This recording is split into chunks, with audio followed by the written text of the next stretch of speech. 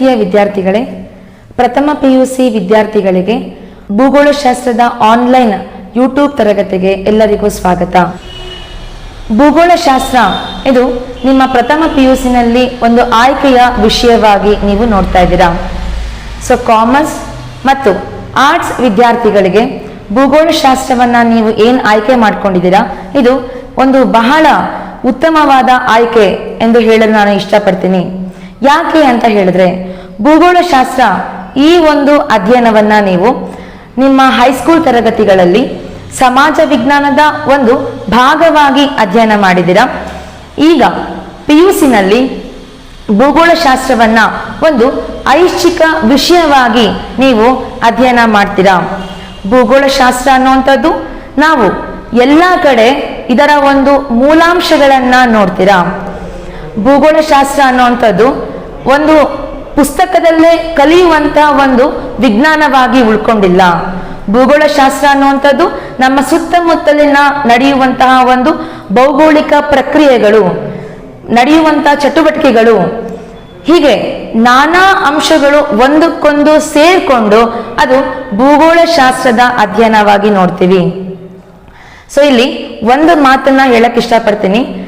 ಒಂದು ಜನಜನಿತವಾದ ನಾಣ್ಣುಡಿಯನ್ನ ನಾವು ಕೇಳೋ ಹಾಗೆ, ಒಬ್ಬ ಮನುಷ್ಯ ಜ್ಞಾನವನ್ನ ಪಡ್ಕೋಬೇಕು ಅಂತ ಹೇಳಿದ್ರೆ ಒಂದು ಕೋಶವನ್ನ ಓದ್ಬೇಕು, ಇಲ್ಲ ಅಂತ ಹೇಳಿದ್ರೆ ದೇಶವನ್ನ ಸುತ್ತಬೇಕು ಅನ್ನುವಂಥದ್ದು.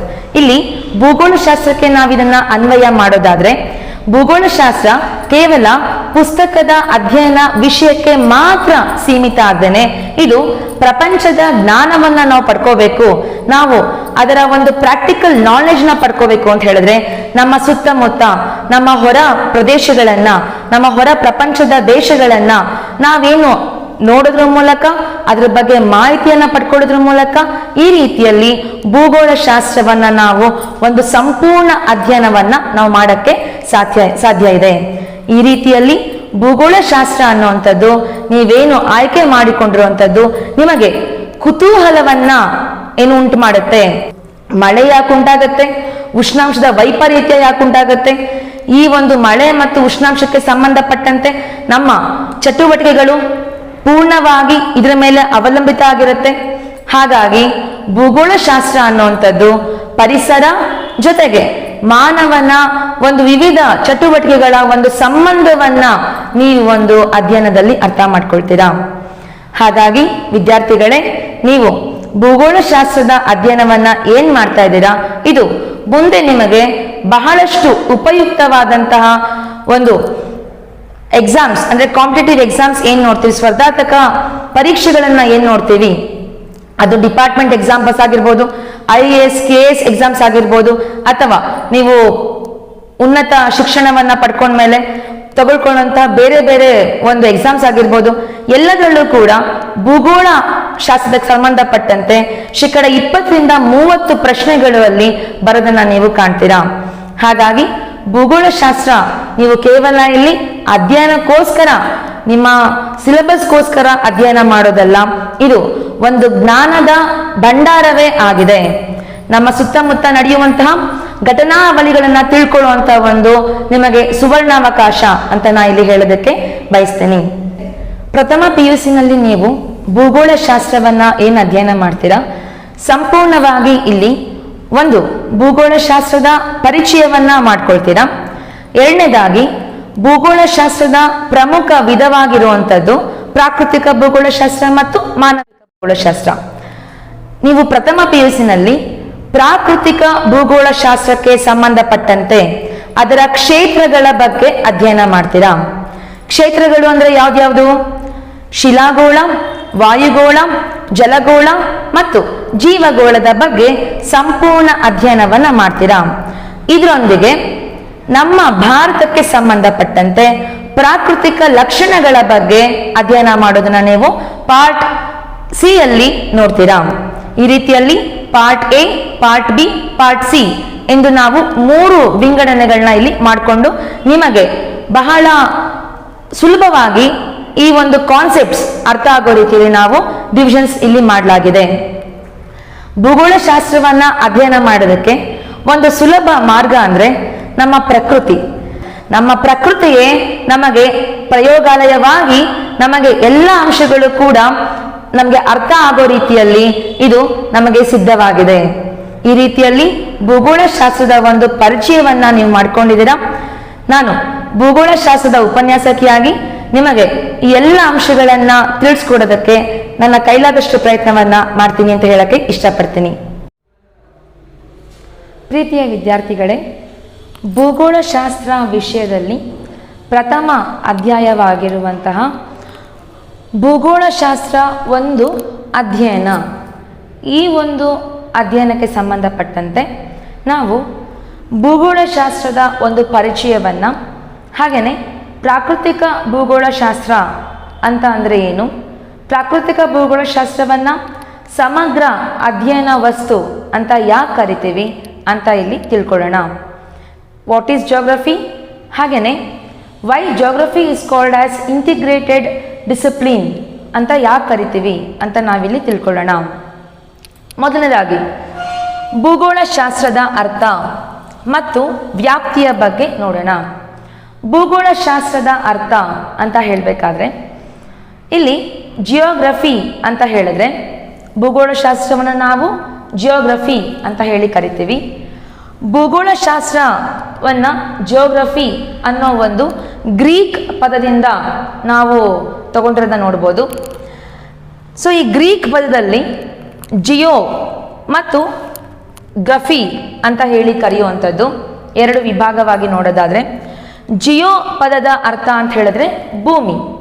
ಜಿಯೋ ಅಂತಂದ್ರೆ ಏನು? ಭೂಮಿ. ಗ್ರಫಿ ಅಂತ ಹೇಳಿದ್ರೆ ಗ್ರಫಿಯಾ ಅನ್ನೋ ಗ್ರೀಕ್ ಪದದಿಂದ ಅರ್ಥ ಏನು ಅಂತ ಹೇಳಿದ್ರೆ ವಿವರಣೆ. ಗ್ರಫಿಯಾ ಅಂತ ಹೇಳಿದ್ರೆ ವಿವರಣೆ ಅಂದ್ರೆ ಡಿಸ್ಕ್ರಿಪ್ಷನ್ ಅಂತ ಹೇಳಿ ಕರೆಯುವಂಥದ್ದು. ಹಾಗಾಗಿ ಒಟ್ಟಾರೆಯಾಗಿ ನಾವು ಭೂಮಿಯ ಒಂದು ಅಧ್ಯಯನವನ್ನ, ಭೂಮಿಯ ಮೇಲೆ ನಡೆಯುವಂತಹ ಹಲವಾರು ಪ್ರಾಕೃತಿಕ ಅಂಶಗಳ ಒಂದು ಘಟನೆಗಳೇನಿದೆ, ಹಾಗೆಯೇ ಅದರ ಒಂದು ಕಾರ್ಯಾಚರಣೆ ಏನಿದೆ, ಜೊತೆಗೆ ಮಾನವ ಇವತ್ತು ಭೂಮಿಯ ಮೇಲೆ ಹಲವಾರು ಚಟುವಟಿಕೆಗಳನ್ನು ಇವತ್ತು ಪ್ರಾರಂಭ ಮಾಡಿದ್ದಾನೆ. ಇದೆಲ್ಲದರ ಬಗ್ಗೆ ಅಧ್ಯಯನವನ್ನೇ ನಾವು ಭೂಗೋಳಶಾಸ್ತ್ರ ಅಂತ ಹೇಳಿ ಕರೆಯುವಂಥದ್ದು. ಒಟ್ಟಾರೆಯಾಗಿ ಭೂಮಿಯ ವಿವರಣೆ, ಭೂಮಿಯ ವಿಜ್ಞಾನ ಮತ್ತು ಮಾನವನ ವಾಸಸ್ಥಾನ. ಹೌದು, ಇವತ್ತು ಬೇರೆ ಯಾವುದೇ ಗ್ರಹನೂ ಕೂಡ ಮನುಷ್ಯ ಜೀವಿಗೆ ಸಹಕಾರಿಯಾಗಿಲ್ಲ.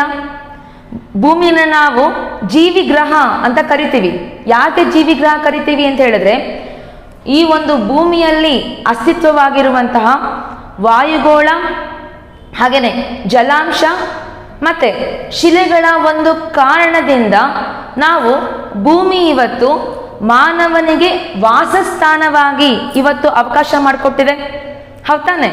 ನಾವು ಬೇರೆ ಯಾವುದೇ ಗ್ರಹಕ್ಕೆ ಹೋದ್ರೂ ಕೂಡ ಆಕ್ಸಿಜನ್ ಸಿಲಿಂಡರ್ನ ಇಟ್ಕೊಂಡು ಹೋಗ್ಬೇಕಾಗತ್ತೆ. ಸೊ ಅಲ್ಲಿ ಯಾವುದೇ ಒಂದು ವಾಯುಮಂಡಲ, ವಾಯುಗೋಳ ಅಸ್ತಿತ್ವದಲ್ಲಿ ಇನ್ನೂ ಇದೆಯೋ ಇಲ್ವೋ ಅಂತೇಳಿ ಒಂದು ಸಂಶೋಧನೆಗಳು ನಡೀತಾ ಇದೆ. ಹಾಗಾಗಿ ಇವತ್ತು ಭೂಮಿ ಒಂದು ಜೀವಿ ಗ್ರಹ ಆಗಿದೆ, ಜೊತೆಗೆ ಮಾನವನ ಒಂದು ವಾಸಸ್ಥಾನವಾಗಿ ಭೂಮಿಯನ್ನ ಕಾಣ್ತೀವಿ. ಹಾಗಾಗಿ ಈ ಭೂಮಿಯ ಬಗ್ಗೆ ನಾವು ಹಲವಾರು ಪ್ರಾಕೃತಿಕ ಲಕ್ಷಣಗಳು, ಅದರ ಕಾರ್ಯಾಚರಣೆ ಮತ್ತೆ ಮನುಷ್ಯ ಹೇಗೆ ಭೂಮಿಯಲ್ಲಿ ತನ್ನ ಅಸ್ತಿತ್ವವನ್ನು ಪಡ್ಕೊಳ್ಳೋದಕ್ಕೋಸ್ಕರ ಅವನು ಕಂಡುಕೊಂಡಿರುವಂಥ ಚಟುವಟಿಕೆಗಳು, ಪರಿಸರ ಜೊತೆಗೆ ಅವನು ಹೇಗೆ ಸಂಬಂಧವನ್ನು ಏರ್ಪಡಿಸ್ಕೊಂಡಿದ್ದಾನೆ, ಇದೆಲ್ಲದರ ಅಧ್ಯಯನವನ್ನು ನಾವು ಭೂಗೋಳಶಾಸ್ತ್ರ ಅಂತ ಹೇಳಿ ಕರಿತೀವಿ. ಜೊತೆಗೆ ಭೂಗೋಳಶಾಸ್ತ್ರದ ಪಿತಾಮಹರು ಯಾರು ಅಂತ ಹೇಳಿದ್ರೆ, ಇವರು ಗ್ರೀಕರು ಎರೆಟಾಸ್ಥೆನಸ್ ಅಂತ ಹೇಳಿ ನೋಡ್ತೀವಿ. ಇವರು ಪ್ರಮುಖ ಭೂಗೋಳಶಾಸ್ತ್ರಜ್ಞರು. ಇವರು ಕ್ರಿಸ್ತಪೂರ್ವ 276ರಿಂದ 194ರವರೆಗೆ ಇವರ ಕಾಲಾವಧಿಯನ್ನು ನೋಡ್ತೀವಿ. ಇವರು ಭೂಗೋಳಶಾಸ್ತ್ರದ ಒಂದು ಪರಿಚಯವನ್ನ, ಈ ಭೂಗೋಳಶಾಸ್ತ್ರ ಪದವನ್ನ ಮೊದಲಿಗೆ ಇವರು ಬಳಸಿದ್ದೆ ಈ ಎರೆಟಾಸ್ಥೆನಸ್. ಹಾಗಾಗಿ ಇವರನ್ನ ಭೂಗೋಳಶಾಸ್ತ್ರದ ಪಿತಾಮಹ, ಫಾದರ್ ಆಫ್ ಜಿಯೋಗ್ರಫಿ ಯಾರು ಅಂತ ಹೇಳಿದ್ರೆ ಅವರು ಎರೆಟಾಸ್ಥೆನಸ್ ಅಂತ ಹೇಳ್ಬೋದು. ಭೂಗೋಳಶಾಸ್ತ್ರವನ್ನ ನಾವು ಬಹಳ ಹಿಂದೆ ಇದನ್ನ ವಿವರಣಾತ್ಮಕ ಭೂಗೋಳಶಾಸ್ತ್ರ ಅಂತ ಕರೆದ್ವಿ. ಇಲ್ಲಿ ನೋಡಿ, ವಿವರಣಾತ್ಮಕ ಅಂತ ಯಾಕೆ ಕರಿತೀವಿ ಅಂತ ಹೇಳಿದ್ರೆ, ಜಿಯೋಗ್ರಫಿಲಿ ಗ್ರಾಫಿಯಾ ಅಂತ ಹೇಳಿದ್ರೆ ವಿವರಣೆ ಅಂತ ಅರ್ಥ ನೋಡ್ತೀವಿ. ಬಹಳ ಹಿಂದೆ ಈ ಗ್ರೀಕರು ಹಾಗೇನೆ ನಾವೇನು ಕಂಡು ಬಂದಂತಹ ಇತರೆ ಒಂದು ಸ್ಕೂಲ್ ಆಫ್ ಆರ್ಟ್ಸ್ ಅಂತ ಹೇಳಿ ಕರಿತೀವಿ. ಸೊ ಫ್ರಾನ್ಸ್ ಇವರವರೆಲ್ಲ ಭೂಗೋಳಶಾಸ್ತ್ರವನ್ನ ಏನು ಅಧ್ಯಯನವನ್ನ ಪ್ರಾರಂಭ ಮಾಡಿದ್ರು, ಇವರು ಭೂಗೋಳಶಾಸ್ತ್ರವನ್ನ ಹೇಗೆ ಅಧ್ಯಯನವನ್ನ ಪ್ರಾರಂಭ ಮಾಡಿದ್ರು ಅಂದ್ರೆ, ವಿವಿಧ ಪ್ರದೇಶಗಳಿಗೆ ಇವರು ಆವಿಷ್ಕಾರವನ್ನ ಮಾಡಿ ಹೊರಡುವಂಥದ್ದು. ಇನ್ನು ಆ ಪ್ರದೇಶದ ಮಾಹಿತಿಗಳು ಅಂತ ಹೇಳಿದ್ರೆ, ಅಲ್ಲಿಯ ಭೂಸ್ವರೂಪದ ಒಂದು ಹಂಚಿಕೆ ಹೇಗಿದೆ, ಅಲ್ಲಿ ಮೈದಾನ ಭೂಪ್ರದೇಶವಿದೆಯಾ ಅಥವಾ ಪರ್ವತಗಳು ಬೆಟ್ಟ ಗುಡ್ಡಗಳಿದೆಯಾ, ಕರಾವಳಿ ಪ್ರದೇಶಗಳಿದೆಯಾ ಅಥವಾ ಅದು ಈ ಒಂದು ದ್ವೀಪಗಳಾಗಿದೆಯಾ, ಈ ರೀತಿಯಲ್ಲಿ ಅಲ್ಲಿ ಹರಿಯುವ ನದಿ ಯಾವ ರೀತಿ ಹರಿಯುತ್ತೆ, ಈ ರೀತಿಯಲ್ಲಿ ಅಲ್ಲಿ ಅರಣ್ಯ ಸಂಪನ್ಮೂಲ, ಈ ರೀತಿಯಲ್ಲಿ ಒಂದು ಭೌಗೋಳಿಕ ಲಕ್ಷಣಗಳ ಬಗ್ಗೆ ಮಾಹಿತಿಯನ್ನ ಏನು ಅವರು ವಿವರಣಾತ್ಮಕವಾಗಿ ಕೊಡ್ತಾ ಇದ್ರು. ಹಾಗಾಗಿ ಭೂಗೋಳಶಾಸ್ತ್ರವನ್ನ ಬಹಳ ವರ್ಷಗಳ ಹಿಂದೆ ಇದನ್ನ ಕೇವಲ ವಿವರಣಾತ್ಮಕ ಭೂಗೋಳಶಾಸ್ತ್ರ ಅಂತ ಕರೆದ್ರು. ಭೂಗೋಳಶಾಸ್ತ್ರ ಅಂತ ಹೇಳಿದ್ರೆ ಒಂದು ಪ್ರದೇಶಗಳ ಬಗ್ಗೆ ಮಾಹಿತಿ ಕೊಡುವಂಥದ್ದೇ, ಭೌಗೋಳಿಕ ಮಾಹಿತಿ ಕೊಡುವಂಥದ್ದೇ ಭೂಗೋಳಶಾಸ್ತ್ರ ಅಂತ ಅದು ಸೀಮಿತವಾಗಿತ್ತು. ಆದರೆ ನಂತರ ಇಲ್ಲಿ ಭೂಗೋಳಶಾಸ್ತ್ರದ ಒಂದು ಅಧ್ಯಯನ ಮಾಡಬೇಕಾದ್ರೆ ನಾವು 3 ಪ್ರಶ್ನೆಗಳಿಗೆ ಉತ್ತರವನ್ನ ಕಂಡುಕೊಳ್ಳಕ್ಕೆ ಸಾಧ್ಯ ಆಗುತ್ತೆ. ಯಾವ್ದ್ಯಾವುದು ಅಂತ ಹೇಳಿದ್ರೆ, ಸಂಪನ್ಮೂಲಗಳು ಯಾವ್ಯಾವು, ಉದಾಹರಣೆಗೆ ತಗೊಂಡ್ರೆ ನಾವು ವಾಟ್, ವೈ ಮತ್ತು ವೇರ್, ಕನ್ನಡದಲ್ಲಿ ಯಾವುವು, ಎಲ್ಲಿ ಮತ್ತು ಯಾಕೆ, ಈ ರೀತಿ ಮೂಲಭೂತವಾಗಿ ಈ 3 ಪ್ರಶ್ನೆಗಳಿಗೆ ಉತ್ತರವನ್ನ ಕಂಡುಕೊಳ್ಳುವಂಥದ್ದೇ ಭೂಗೋಳಶಾಸ್ತ್ರವಾಗಿ ನಾವು ನೋಡ್ತೀವಿ. ಈ ಮೊದಲ 2 ಅಂಶಗಳೇನಿದೆ ಇಲ್ಲಿ ಉದಾಹರಣೆಯೊಂದಿಗೆ ನಾನು ನಿಮಗೆ ಅರ್ಥ ಮಾಡಿಸ್ಬೇಕೆ ಇಷ್ಟಪಡ್ತೀನಿ. ಉದಾಹರಣೆಗೆ ಸಂಪನ್ಮೂಲಗಳು ಅಂತ ಅಂದ್ರೆ, ಉದಾಹರಣೆಗೆ ಇಲ್ಲಿ ಖನಿಜ ಸಂಪನ್ಮೂಲಗಳನ್ನ ನಾವು ತಗೊಳ್ಳೋಣ. ಯಾವ್ದ್ಯಾವುದು ಖನಿಜ ಸಂಪನ್ಮೂಲಗಳು ಅಂತ ನಾವು ಹೇಳಬೇಕಾದ್ರೆ ಯಾವುವು ಅಂತ ಬರುತ್ತೆ. ಯಾವ ಯಾವ ಸಂಪನ್ಮೂಲಗಳು ಇಲ್ಲಿ ಪ್ರಮುಖವಾಗಿದೆ ಅಂತ ಹೇಳ್ಬೇಕಾದ್ರೆ ನಾವು ಯಾವುವು ಅನ್ನೋದನ್ನ ಬಳಸ್ತೀವಿ. ನಂತರ ಈ ಸಂಪನ್ಮೂಲಗಳು ಬರೀ ತಿಳ್ಕೊಂಡೆ ಸಾಕಾಗಲ್ಲ ಯಾವ್ದ್ಯಾವುದು ಅಂತ, ಅದು ಎಲ್ಲಿದೆ ಅಂತ ಉತ್ತರವನ್ನ ಕಂಡುಕೊಳ್ಳುವಂಥದ್ದು ಈ ವಿವರಣಾತ್ಮಕ ಭೂಗೋಳಶಾಸ್ತ್ರಕ್ಕೆ ಸಂಬಂಧಪಟ್ಟಿರುವಂಥದ್ದು. ಯಾವುದು ಮತ್ತೆ ಎಲ್ಲಿ ಅಂತ ಹೇಳುವಂಥದ್ದೇ ವಿವರಣಾತ್ಮಕ ಭೂಗೋಳಶಾಸ್ತ್ರ ಅಂತ ಕರ್ಸ್ಕೊಳ್ತು. ಆಯ್ತಾ? ಭೂಗೋಳಶಾಸ್ತ್ರ ಅಂದ್ರೆ ಕೇವಲ ಈ 2 ವಿಷಯಗಳಿಗೆ ತಗೊಂಡ್ರೆ ನಾವು ಅದು ಪೂರ್ಣ ಆಗ್ತಿರ್ಲಿಲ್ಲ. ಇಲ್ಲಿ ಭೂಗೋಳಶಾಸ್ತ್ರ ಅನ್ನುವಂಥದ್ದು ನಂತರದ ಅವಧಿಯಲ್ಲಿ ಅಂತ ಹೇಳಿದ್ರೆ 19 ಮತ್ತೆ 20ನೇ ಶತಮಾನದ ಅವಧಿಯಲ್ಲಿ ಈ ಪ್ರಶ್ನೆ ಉಗಮ ಆಯ್ತು, ಸೃಷ್ಟಿ ಆಯ್ತು. ಯಾಕೆ ಸಂಪನ್ಮೂಲಗಳು ಇಲ್ಲಿ ಯಾಕೆ ಕಂಡುಬರುತ್ತೆ, ವಿವಿಧ ಪ್ರದೇಶಗಳಲ್ಲಿ ಈ ಸಂಪನ್ಮೂಲಗಳನ್ನ ನಾವು ಯಾಕೆ ಕಾಣಕ್ ಸಾಧ್ಯ ಇಲ್ಲ, ಈ ರೀತಿ ಅದರ ಒಂದು ಕಾರಣವನ್ನ ಹುಡ್ಕಕ್ಕೆ ನಾವೇನ್ ಪ್ರಾರಂಭ ಮಾಡಿದ್ವಿ, ಅವಾಗ ಭೂಗೋಳಶಾಸ್ತ್ರವನ್ನ ನಾವು ಆಧುನಿಕ ಭೂಗೋಳಶಾಸ್ತ್ರ ಅಂತ ಕರೆಯೋದಕ್ಕೆ ಸಾಧ್ಯವಾಯಿತು. ಸಂಪನ್ಮೂಲಗಳಾಗಿರ್ಬೋದು ಅಥವಾ ಇತರೆ ಅಂಶಗಳಾಗಿರ್ಬೋದು. ಓಕೆನಾ? ಈಗ ಯಾವುದಾದ್ರೂ ಒಂದು ಪ್ರಮುಖವಾದ ಶಿಲೆಗಳು ಕೇವಲ ವಜ್ರ ಉದಾಹರಣೆಗೆ ದಕ್ಷಿಣ ಆಫ್ರಿಕಾದಲ್ಲಿ ಮಾತ್ರ ಯಾಕೆ ಸಿಗುತ್ತೆ, ಇತರೆಡೆ ನಾವು ಈ ಅಮೂಲ್ಯವಾದ ರತ್ನವನ್ನ ಯಾಕೆ ನಮಗ್ ಸಿಗಲ್ಲ ಅಂತ ನಾವು ಕಾರಣವನ್ನ ಹುಡ್ಕಕ್ಕೆ ಏನ್ ಪ್ರಾರಂಭ ಮಾಡಿದ್ವಿ, ಅದೇ ಆಧುನಿಕ ಭೂಗೋಳಶಾಸ್ತ್ರ ಅಂತ ನಾವು ಕರೆಯೋದಕ್ಕೆ ಪ್ರಾರಂಭ ಮಾಡಿದ್ವಿ. ಸೊ ಹಾಗಾಗಿ ಆಧುನಿಕ ಭೂಗೋಳಶಾಸ್ತ್ರ ಅಂತ ಹೇಳ್ಬೇಕಾದ್ರೆ ಈ ಒಂದು ಲಕ್ಷಣಗಳು ಯಾವ್ದ್ಯಾವುದು, ಅದು ಎಲ್ಲಿ ಕಂಡುಬರುತ್ತೆ ಮತ್ತು ಯಾಕೆ ಕಂಡುಬರುತ್ತೆ ಅಂತ ಹೇಳುವಂಥದ್ದೇ ಆಧುನಿಕ ಭೂಗೋಳಶಾಸ್ತ್ರವಾಗಿ ಇವತ್ತು ಬೆಳವಣಿಗೆ ಆಗಿದೆ. ಭೂಗೋಳಶಾಸ್ತ್ರ ಇವತ್ತು ಕೇವಲ ವಿವರಣಾತ್ಮಕ ಭೂಗೋಳಶಾಸ್ತ್ರವಾಗಿ ಇವತ್ತು ಉಳ್ಕೊಂಡಿಲ್ಲ. ಆಧುನಿಕ ವಿಜ್ಞಾನದ ಒಂದು ವಿವಿಧ ಏನು ಟೆಕ್ನಿಕ್ಸ್ನ ಇವತ್ತು ಅಳವಡಿಸ್ಕೊಂಡು ಭೂಗೋಳಶಾಸ್ತ್ರ ಇವತ್ತು ವ್ಯಾಪಕವಾಗಿ ವಿವಿಧ ಅಧ್ಯಯನ ಕ್ಷೇತ್ರದಲ್ಲೂ ಕೂಡ ಭೂಗೋಳಶಾಸ್ತ್ರದ ಇವತ್ತು ಅಪ್ಲಿಕೇಶನ್ಸ್ನ ನೋಡ್ತಾ ಇದ್ದೀವಿ. ಹಾಗಾಗಿ ಇದನ್ನ ನಾವು ಆಧುನಿಕ ಭೂಗೋಳಶಾಸ್ತ್ರ ಅಂತ ಇವತ್ತು ಕರೆಯೋದಕ್ಕೆ ಬಹಳ ನಮಗೆ ಹೆಮ್ಮೆ ಆಗುತ್ತೆ. ಸೊ ಇದನ್ನ ನಾವು ಆಂಗ್ಲ ಭಾಷೆಯಲ್ಲಿ ಮಾಡರ್ನ್ ಜಾಗ್ರಫಿ ಅಂತ ಹೇಳಿದ್ವಿ. ಓಕೆನಾ. ಮತ್ತೊಂದು ಪ್ರಮುಖ ಅಂಶ ಅಂತ ಹೇಳಿದ್ರೆ ಇಲ್ಲಿ ಆಧುನಿಕ ಭೂಗೋಳಶಾಸ್ತ್ರ ಅಂತ ಹೇಳಿದಾಗ ಇದು ಮಾನವ ಮತ್ತು ಭೂಮಿ ನಡುವಣ ಸಮನ್ವಯ ಕುರಿತು ವಿವರಿಸುವಂತದ್ದಾಗಿದೆ.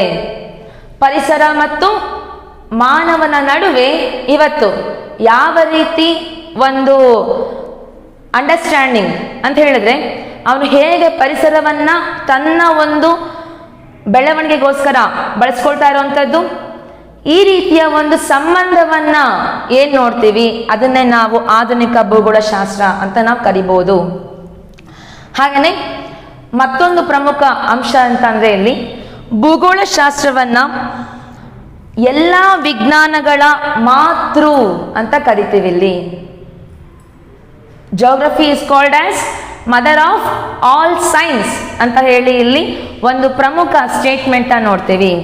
ಯಾಕೆ ಅಂತ ಹೇಳಿದ್ರೆ ಭೂಗೋಳಶಾಸ್ತ್ರ ಬಂದು ಇಲ್ಲಿ ಇತರೆ ವಿದ್ಯಮಾನಗಳೇನಿದೆ, ಭೂಗೋಳಶಾಸ್ತ್ರ ನಡೆಯುವಂಥ ವಿದ್ಯಮಾನಗಳೇನಿದೆ ಅದ್ಯಾವುದು ಕೂಡ ಸ್ಥಿರವಲ್ಲ, ಇದು ಕ್ರಿಯಾತ್ಮಕವಾಗಿರುವಂಥದ್ದು ಅಂತ ಕೂಡ ನಾವೇನು ಹೇಳುವಂಥದ್ದು. ಈ ಮದರ್ ಆಫ್ ಆಲ್ ಸೈನ್ಸಸ್ ಅಂತ ಹೇಳಿದ್ರೆ ಇಲ್ಲಿ ನಾವು ಭೂಗೋಳಶಾಸ್ತ್ರದಲ್ಲಿ ನಾವು ಈ ಒಂದು ವಾಯುಗುಣದ ಬಗ್ಗೆ ಅಧ್ಯಯನ ಮಾಡ್ತೀವಿ, ಹಾಗೇನೆ ಮಣ್ಣಿನ ಶಾಸ್ತ್ರದ ಬಗ್ಗೆ ಅಧ್ಯಯನ ಮಾಡ್ತೀವಿ. ಯಾಕಂದ್ರೆ ನಾವು ಏನು ಕೃಷಿ ಅಂತ ನಾವೇನು ಇವತ್ತು ಭಾರತದಲ್ಲಿ 60% ಹೆಚ್ಚು ಜನರು ಏನು ಅವಲಂಬಿತರಾಗಿದ್ದಾರೆ ಈ ಒಂದು ಪ್ರಮುಖ ಆರ್ಥಿಕ ಉದ್ಯೋಗದ ಮೇಲೆ. ಈ ಕೃಷಿ ಏನಿದೆ ಇದು ಕೂಡ ವಿಜ್ಞಾನ. ಕೃಷಿ ಒಂದು ಉದ್ಯೋಗ ಮಾತ್ರ ಅಲ್ಲ, ಇದು ಕೂಡ ವಿಜ್ಞಾನವೇ ಆಗಿದೆ. ಓಕೆನಾ. ಹಾಗಾಗಿ ಇನ್ನ ಇತರೆ ಒಂದು ಏನು ನಾವು ಮಾಡುವಂತಹ ಮೈನಿಂಗ್ ಆಗಿರ್ಬೋದು, ಓಕೆ, ಹಾಗೇನೆ ಇತರೆ ಶಾಸ್ತ್ರಗಳಾಗಿರ್ಬೋದು, ಈ ಎಲ್ಲ ಶಾಸ್ತ್ರಕ್ಕೆ ನಾವು ಭೂಗೋಳಶಾಸ್ತ್ರದ ಒಂದು ತಳಹದಿಯನ್ನ ನೋಡ್ತೀವಿ. ಅದಕ್ಕೋಸ್ಕರ ನಾವೇನು ಭೂಗೋಳಶಾಸ್ತ್ರವನ್ನ ಮದರ್ ಆಫ್ ಆಲ್ ಸೈನ್ಸಸ್ ಅಂತ ಹೇಳಿ ಕರೆಯುವಂಥದ್ದು. ನೆಕ್ಸ್ಟ್, ಭೂಗೋಳಶಾಸ್ತ್ರ ವಿಷಯವನ್ನ ವ್ಯಾಖ್ಯಾನಿಸುವಂತಹ ಹಲವಾರು ವ್ಯಾಖ್ಯೆಗಳನ್ನ ನಾವು ಕಾಣ್ತೀವಿ. ಅದರಲ್ಲಿ 2 ಪ್ರಮುಖ ವ್ಯಾಖ್ಯೆಗಳನ್ನ ನಾನು ಇಲ್ಲಿ ತಿಳಿಸೋದಕ್ಕೆ ಇಷ್ಟಪಡ್ತೀನಿ. ಮೊದಲನೇದು ಆಲ್ಫ್ರೆಡ್ ಹೆಟ್ನರ್ ಭೂಗೋಳಶಾಸ್ತ್ರಜ್ಞರು ಭೂಗೋಳಶಾಸ್ತ್ರವನ್ನ ಈ ರೀತಿಯಲ್ಲಿ ವ್ಯಾಖ್ಯಾನಿಸಿದ್ದಾರೆ. ಭೌಗೋಳಿಕ ಪ್ರದೇಶಗಳು, ಅವುಗಳ ಭಿನ್ನತೆ ಹಾಗೂ ಪರಸ್ಪರ ಪ್ರಾದೇಶಿಕ ಸಂಬಂಧಗಳನ್ನು ಕುರಿತು ವಿವರಿಸುವ ಪ್ರಾದೇಶಿಕ ವಿಜ್ಞಾನವೇ ಭೂಗೋಳಶಾಸ್ತ್ರ ಅಂತ ಹೇಳಿ ಇವರು ಕರೆದಿದ್ದಾರೆ. ಭೂಗೋಳಶಾಸ್ತ್ರ ಅನ್ನುವಂಥದ್ದು ಭೌಗೋಳಿಕ ಪ್ರದೇಶಗಳು ಅಂತ ಹೇಳಿದ್ರೆ ಅದು ಪ್ರಾದೇಶಿಕವಾಗಿರ್ಬೋದು, ಹಾಗೇನೆ ಏನು ಪ್ರಾಪಂಚಿಕವಾಗಿರ್ಬೋದು. ಈ ರೀತಿಯ ಪ್ರದೇಶಗಳಲ್ಲಿ ಕಂಡು ಬರುವಂತಹ ಭಿನ್ನತೆ, ಸಂಪನ್ಮೂಲಗಳ ಒಂದು ಭಿನ್ನತೆ, ಮಾನವನ ಹಂಚಿಕೆಯಲ್ಲಿ ಭಿನ್ನತೆ, ಈ ರೀತಿಯಲ್ಲಿ ಕಂಪ್ಯಾರಿಸನ್, ಆ ಒಂದು ಸಂಪನ್ಮೂಲಗಳ ಹಂಚಿಕೆಯಲ್ಲಿ ಒಂದು ಏನು ತುಲನಾತ್ಮಕ ಅಧ್ಯಯನ ಏನಿದೆ, ಈ ರೀತಿಯ ಭಿನ್ನತೆಯನ್ನು ನಾವು ಅರ್ಥ ಮಾಡ್ಕೊಳ್ಳುವಂಥದ್ದು. ಪರಸ್ಪರ ಪ್ರಾದೇಶಿಕ ಸಂಬಂಧವನ್ನ ಕುರಿತು ಅಧ್ಯಯನ ಮಾಡುವಂಥದ್ದು. ಉದಾಹರಣೆಗೆ ಇಲ್ಲಿ ಅರಣ್ಯ ಪ್ರದೇಶ ಅಂತ ಹೇಳಿದ್ರೆ ಇಲ್ಲಿ ಅರಣ್ಯಗಳು ಬಂದು ಉತ್ತಮವಾದ ಮಳೆ, ಹಾಗೇನೆ ಅಲ್ಲಿ ವಾಯುಗುಣ ಅದು ಪರಸ್ಪರ ಪೂರಕವಾಗಿರಬೇಕು. ಹಾಗೇನೆ ಅಕ್ಷಾಂಶವೂ ಕೂಡ ಅದಕ್ಕೆ ಅಂದ್ರೆ ಉನ್ನತ ಅಕ್ಷಾಂಶಗಳಲ್ಲಿ ಅರಣ್ಯದ ಬೆಳವಣಿಗೆ ಕಷ್ಟ. ಹಾಗಾಗಿ ಈ ಎಲ್ಲ ಅಂಶಗಳು ಕೂಡ ಆ ಒಂದು ಪ್ರದೇಶದ ಅರಣ್ಯದ ಮೇಲೆ ಪ್ರಭಾವ ಬೀರುತ್ತೆ.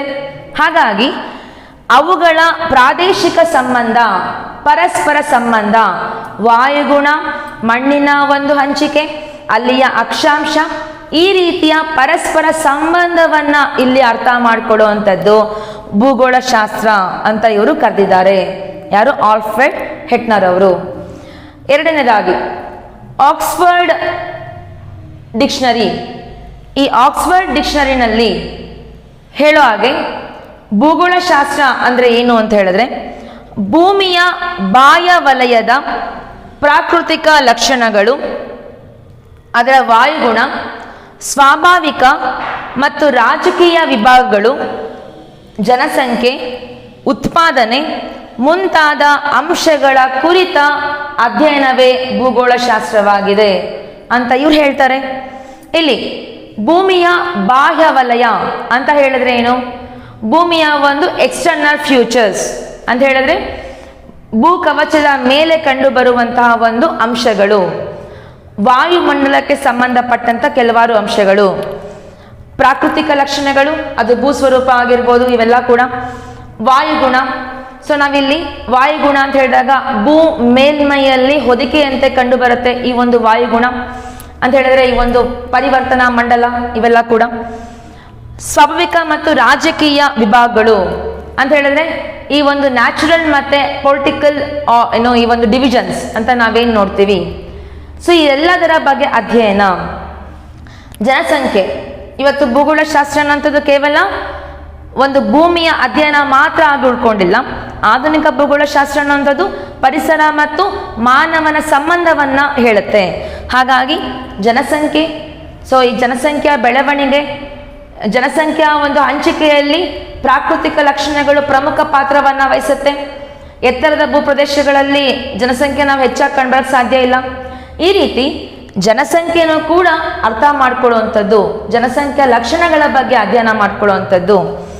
ಉತ್ಪಾದನೆ, ಇವತ್ತು ನಾವೇನು ಈ ಒಂದು ವ್ಯವಸಾಯದ ಉತ್ಪಾದನೆ, ವಿವಿಧ ರಾಷ್ಟ್ರಗಳಲ್ಲಿ ವಿವಿಧ ಏನು ಈ ಒಂದು ಕ್ರಾಪ್ಸ್ ಅಂತ ನಾವೇನು ಹೇಳ್ತೀವಿ, ಈ ಒಂದು ಬೆಳೆಗಳು ಪ್ರಮುಖವಾಗಿ ನಾವೇನು ನೋಡ್ತೀವಿ. ಭಾರತದಲ್ಲಿ ಉದಾಹರಣೆಗೆ ಈ ಒಂದು ಭತ್ತ ಮತ್ತು ಗೋಧಿ ಏನ್ ನೋಡ್ತೀವಿ, ಈ ರೀತಿ ಪ್ರಮುಖ ಆಹಾರದ ಒಂದು ಧಾನ್ಯಗಳ ಉತ್ಪಾದನೆ, ವಿವಿಧ ಒಂದು ಉತ್ಪಾದನೆಗಳು, ಈ ರೀತಿಯ ಒಂದು ಉತ್ಪಾದನೆ ಕೂಡ ಇಲ್ಲಿ ಆರ್ಥಿಕ ಬೆಳವಣಿಗೆಗೆ ಕಾರಣ ಆಗುತ್ತೆ. ಹಾಗಾಗಿ ಇದೆಲ್ಲ ಅಂಶಗಳ ಕುರಿತು ಅಧ್ಯಯನ ಮಾಡೋದೇ ಒಂದು ಭೂಗೋಳಶಾಸ್ತ್ರ ಅಂತ ಇಲ್ಲಿ ಆಕ್ಸ್ಫರ್ಡ್ ನಾವು ಕೋಶದಲ್ಲಿ ನೋಡುವಂಥದ್ದು. ಹಾಗಾಗಿ ಭೂಗೋಳಶಾಸ್ತ್ರ ಅನ್ನುವಂಥದ್ದು ನಾವು ಹಲವಾರು ಭೂಗೋಳಶಾಸ್ತ್ರಜ್ಞರು, ವಿಜ್ಞಾನಿಗಳು ಇದರ ಬಗ್ಗೆ ವ್ಯಾಖ್ಯಾನವನ್ನ ಬಹಳ ಅರ್ಥಗರ್ಭಿತವಾಗಿ ಇಲ್ಲಿ ಕೊಟ್ಟಿರೋದನ್ನ ನಾವು ಗಮನಿಸಬೇಕು. ನಂತರ ನಾನು ಆಗ್ಲೇ ಹೇಳಿದಾಗೆ ಭೂಗೋಳಶಾಸ್ತ್ರ ಅನ್ನುವಂಥದ್ದು ಎರಡು ಪ್ರಮುಖ ವಿಂಗಡಣೆಯಲ್ಲಿ ನಾವೇನು ಕಾಣ್ತೀವಿ. ಒಂದು ಪ್ರಾಕೃತಿಕ ಭೂಗೋಳಶಾಸ್ತ್ರ, ಎರಡನೇದು ಮಾನವ ಭೂಗೋಳಶಾಸ್ತ್ರ. ಪ್ರಾಕೃತಿಕ ಭೂಗೋಳಶಾಸ್ತ್ರ ಅಂತ ಹೇಳಿದ್ರೆ ಭೂಮಿಯ ಮೇಲೆ ಪ್ರಕೃತಿ ದತ್ತವಾಗಿ ನಿರ್ಮಾಣವಾಗಿರುವಂತಹ ಪ್ರಾಕೃತಿಕ ಲಕ್ಷಣಗಳ ಅಧ್ಯಯನ. ಪ್ರಾಕೃತಿಕ ಲಕ್ಷಣಗಳ ಅಧ್ಯಯನ ಅಂತಂದ್ರೆ ಅದು ವಾಯುಗುಣ, ವಾಯುಗುಣದಲ್ಲಿ ಉಷ್ಣಾಂಶ, ಮಳೆ, ಆರ್ದ್ರತೆ, ಮೋಡಗಳ ರಚನೆ, ಮಾರುತ, ಇದೆಲ್ಲದರ ಕುರಿತಾಗಿ. ಹಾಗೇನೆ ಜಲ ವಿಭಾಗಗಳ ಹಂಚಿಕೆ, ಆ ಜಲಭಾಗದಲ್ಲಿ ಈ ಒಂದು ಸಮುದ್ರ ಸಾಗರದ ಒಂದು ಉಷ್ಣಾಂಶ, ಅವುಗಳ ಚಲನೆ, ಹಾಗೆ ಈ ಒಂದು ವಾಯುಮಂಡಲದಲ್ಲಿ ಈ ಒಂದು ಉಷ್ಣಾಂಶ, ಹಾಗೇನೆ ಅಕ್ಷಾಂಶಗಳ ಒಂದು ಹಂಚಿಕೆಯಲ್ಲಿ ಹೇಗೆ ಉಷ್ಣಾಂಶ ಬೇರೆ ಬೇರೆ ಆಗುತ್ತೆ, ಈ ರೀತಿಯ ಪ್ರಾಕೃತಿಕ ಲಕ್ಷಣಗಳ ಸಮಗ್ರ ಅಧ್ಯಯನವನ್ನ ನಾವು ಪ್ರಾಕೃತಿಕ ಭೂಗೋಳಶಾಸ್ತ್ರ ಅಂತ ಕರಿತೀವಿ. ಇಲ್ಲಿ ಜೀವಗೋಳನು ಕೂಡ ಇದರಲ್ಲಿ ಸೇರ್ಕೊಳ್ಳುತ್ತೆ. ಈ ರೀತಿಯಲ್ಲಿ ಇನ್ನು ಶಿಲೆಗಳ ಹೇಗೆ ಉಗಮ ಆಯಿತು, ಭೂಮಿಯ ರಚನೆ ಹೇಗಾಗಿದೆ, ಇದೆಲ್ಲದರ ಬಗ್ಗೆ ಅಧ್ಯಯನ ಮಾಡುವಂಥದ್ದೇ ಪ್ರಾಕೃತಿಕ ಭೂಗೋಳಶಾಸ್ತ್ರದ ಮೂಲ ತತ್ವವಾಗಿ ನಾವೇನು ಕಾಣುವಂಥದ್ದು. ನೆಕ್ಸ್ಟ್, ಪ್ರಾಕೃತಿಕ ಭೂಗೋಳಶಾಸ್ತ್ರದ ಕ್ಷೇತ್ರಗಳು, ಫೀಲ್ಡ್ಸ್ ಆಫ್ ಫಿಸಿಕಲ್ ಜಾಗ್ರಫಿ. ಜಾಗ್ರಫಿಯನ್ನು ನಾವು ಎರಡು ಪ್ರಮುಖ ವಿಧಗಳಾಗಿ ನೋಡ್ತೀವಿ. ಒಂದು ಫಿಸಿಕಲ್ ಜಾಗ್ರಫಿ, ಎರಡನೇದು ಹ್ಯೂಮನ್ ಜಾಗ್ರಫಿ. ನೀವು ಫಸ್ಟ್ ಇಯರಲ್ಲಿ ಫಿಸಿಕಲ್ ಜಾಗ್ರಫಿಯ ಎಲ್ಲ ಒಂದು ಅಂಶಗಳನ್ನು ಅಧ್ಯಯನ ಮಾಡ್ತೀರಾ. ಸೆಕೆಂಡ್ ಇಯರಲ್ಲಿ ಹ್ಯೂಮನ್ ಜಾಗ್ರಫಿಗೆ ಸಂಬಂಧಪಟ್ಟಂತಹ ನೀವು ಅಧ್ಯಯನವನ್ನು ನೋಡ್ತೀರಾ. ಈ ಫಿಸಿಕಲ್ ಜಾಗ್ರಫಿ ನೀವು ಪ್ರಮುಖವಾಗಿ ಫೀಲ್ಡ್ಸ್ ಆಫ್ ಫಿಸಿಕಲ್ ಜಾಗ್ರಫಿ ಅಂತ ಹೇಳಿದಾಗ ಶಿಲಾಗೋಳ ಅಂತ ಹೇಳಿದ್ರೆ ಲಿಥೋಸ್ಫಿಯರ್, ವಾಯುಗೋಳ, ಅಟ್ಮಾಸ್ಫಿಯರ್, ಜಲಗೋಳ, ಹೈಡ್ರೋಸ್ಫಿಯರ್ ಮತ್ತು ಜೀವಗೋಳ, ಬಯೋಸ್ಫಿಯರ್, ಈ ರೀತಿ 4 ಪ್ರಮುಖ ಕ್ಷೇತ್ರಗಳ ಅಧ್ಯಯನವನ್ನೇ ನಾವೇನು ಈ ಒಂದು ಫಿಸಿಕಲ್ ಜಿಯೋಗ್ರಫಿಯ ಫೀಲ್ಡ್ಸ್ ಅಂತ ಹೇಳಿ ಕರಿತೀವಿ. ಭೂಗೋಳಶಾಸ್ತ್ರವನ್ನು ಸಮಗ್ರ ಅಧ್ಯಯನ ಒಂದು ವಸ್ತುವಾಗಿ ಇದನ್ನು ನಾವು ಅರ್ಥ ಮಾಡ್ಕೊಳ್ತೀವಿ. ಭೂಗೋಳಶಾಸ್ತ್ರ ಅಂತ ಹೇಳಿದ್ರೆ ನಿಮ್ಗೆ ಗೊತ್ತಿರೋ ಹಾಗೆ ಇದು ಪ್ರಾಕೃತಿಕ ಭೂಗೋಳಾಂಶವನ್ನು ಒಳಗೊಂಡಿದೆ, ಹಾಗೆಯೇ ಮಾನವ ಭೂಗೋಳಶಾಸ್ತ್ರದ ಅಂಶಗಳನ್ನು ಒಳಗೊಂಡಿದೆ. ಈ ಎರಡು ಪ್ರಮುಖ ಅಂಶಗಳ ನಡುವೆ ಸಂಬಂಧ ಏನಿದೆ ಇದನ್ನ ಅರ್ಥ ಮಾಡ್ಕೊಳ್ಳುವಂಥದ್ದೇ, ಈ ಸಂಬಂಧದ ಬಗ್ಗೆ ನಾವು ತಿಳಿ ಹೇಳುವಂಥದ್ದೇ ಈ ಒಂದು ಸಮಗ್ರ ಅಧ್ಯಯನ ಅಂತ ಹೇಳಿ ಕರೆಯುವಂಥದ್ದು. ಇದು ಈ ಒಂದು ಹವಾಮಾನ, ಉದಾಹರಣೆಗೆ ಈ ಹವಾಮಾನ ಅನ್ನುವಂಥದ್ದು ಮನುಷ್ಯನಿಗೆ ಒಂದು ಉಪಯುಕ್ತವಾದಂತಹ ಒಂದು ಅಂಶವಾಗಿದೆ. ಮನುಷ್ಯನ ಚಟುವಟಿಕೆಗಳು ಈ ಒಂದು ಹವಾಮಾನದ ಅವಲಂಬಿತವಾಗಿ ನೋಡ್ತೀವಿ. ಕೇವಲ ಚಟುವಟಿಕೆಗಳು ಮಾತ್ರ ಅಲ್ಲ, ಆರ್ಥಿಕ ಚಟುವಟಿಕೆಗಳು ಮಾತ್ರ ಅಲ್ಲ, ಮನುಷ್ಯ ಏನು ಅವನು ತಿನ್ನುವಂಥ ಆಹಾರ, ಅವನ ಉಡುಪು, ಇವೆಲ್ಲ ಕೂಡ ಪ್ರಾಕೃತಿಕ ಲಕ್ಷಣಗಳಿಗೆ ಸಂಬಂಧಪಟ್ಟಿದೆ. ಹಾಗಾಗಿ ಸಮಗ್ರ ಅಧ್ಯಯನ ಅಂದರೆ ಏನು ಅಂತ ಹೇಳಿದ್ರೆ, ಭೂಗೋಳಶಾಸ್ತ್ರದ ಎರಡು ಪ್ರಮುಖ ವಿಭಾಗಗಳೇನಿದೆ ಇವು ಒಂದಕ್ಕೊಂದು ಸಂಬಂಧವನ್ನು ಒಳಗೊಂಡಿದೆ. ಇವು ಇವತ್ತಿನ ಆಧುನಿಕ ವಿಜ್ಞಾನದೊಂದಿಗೆ, ಹಾಗೆಯೇ ನಮ್ಮ ಈ ಕಲಾ ವಿಭಾಗವಾಗಿರುವಂತಹ ಇತಿಹಾಸ, ಅರ್ಥಶಾಸ್ತ್ರ, ರಾಜಕೀಯ, ಈ ಎಲ್ಲ ಒಂದು ವಿಷಯಗಳಿಗೆ ಸಂಬಂಧಪಟ್ಟಿದೆ. ಜೊತೆಗೆ ಈ ಒಂದು ಏನು ಕಲಾ ವಿಭಾಗದಲ್ಲಿ ಈ ರೀತಿಯಲ್ಲಿ ಒಂದಕ್ಕೊಂದು ಸಂಬಂಧವನ್ನು ನೋಡ್ತೀವಿ. ವಿಜ್ಞಾನ ವಿಷಯಕ್ಕೆ ಸಂಬಂಧವನ್ನು ಇಲ್ಲಿ ನೋಡ್ತೀವಿ, ಅದು ಗಣಿತಶಾಸ್ತ್ರ ಆಗಿರ್ಬೋದು ಅಥವಾ ಫಿಸಿಕ್ಸ್ ಏನಾಗಿರ್ಬೋದು.